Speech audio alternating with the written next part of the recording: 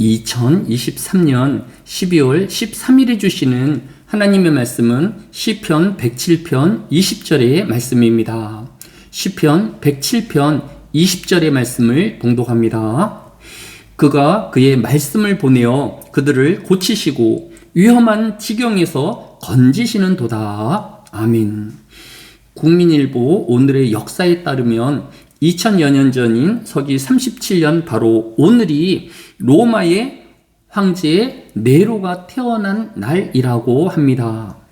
우리에게 잔인하고 또 수많은 그리스도인들을 순교하게 한 네로이지만 그도 태어날 때에는 모든 사람들에게 사랑받는 한 갓난 아이였으며 또 서기 54년 로마의 황제에 등극하였을 때에 이 가난한 백성들을 위한 여러 법령을 마련하여서 모든 로마 제국으로부터 사랑과 칭찬을 받는 황제였던 것입니다. 그런 사랑스럽고 또 국민의 칭찬받는 황제 네로가 어떻게 저주의 폭군이 되었을까요? 로마에 큰 불이 나서 로마 시내의 14개 구역 중에서 10개 구역이 전부 소실되는 일이 있었습니다. 황제는 마땅히 국가의 안전과 재난을 책임이 있음에도 불구하고 그는 아무 상관도 없는 기독교인들에게 돌려서 수많은 성도들을 순교하게 하였습니다. 또 스스로는 자신의 목숨을 끊는 자살로 생을 마감하였던 것을 살펴볼 수 있습니다. 이것으로 보아 로마 황제는 자신의 백성들에게 감사함을 점점 잃어버린 황제였던 것입니다.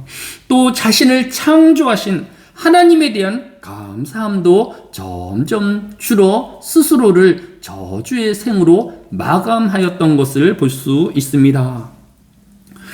오늘 본문이자 시편 5번째 권의 시작인 107편 1절은 여호와께 감사하라. 그는 선하시며 그 인자하심이 영원함이로다 라고 하였습니다.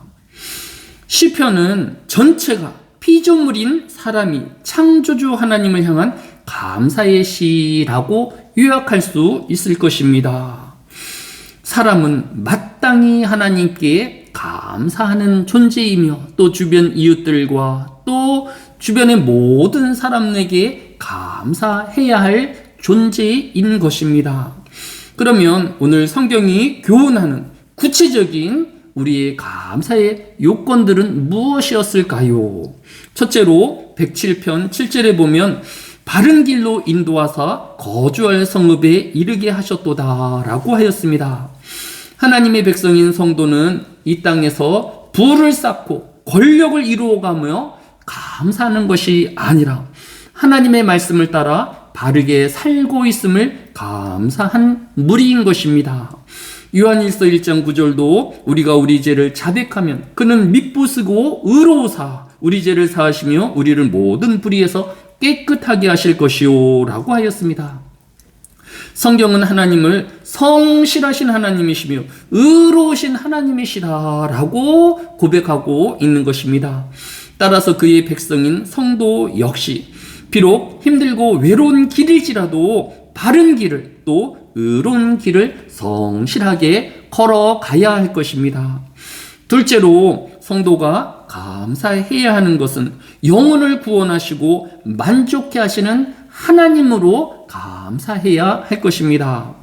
오늘 본문인 시편 107편 9절에는 그가 사모하는 영혼에게 만족을 주시며 줄인 영혼에게 좋은 것으로 채워주심이로다 라고 하였습니다.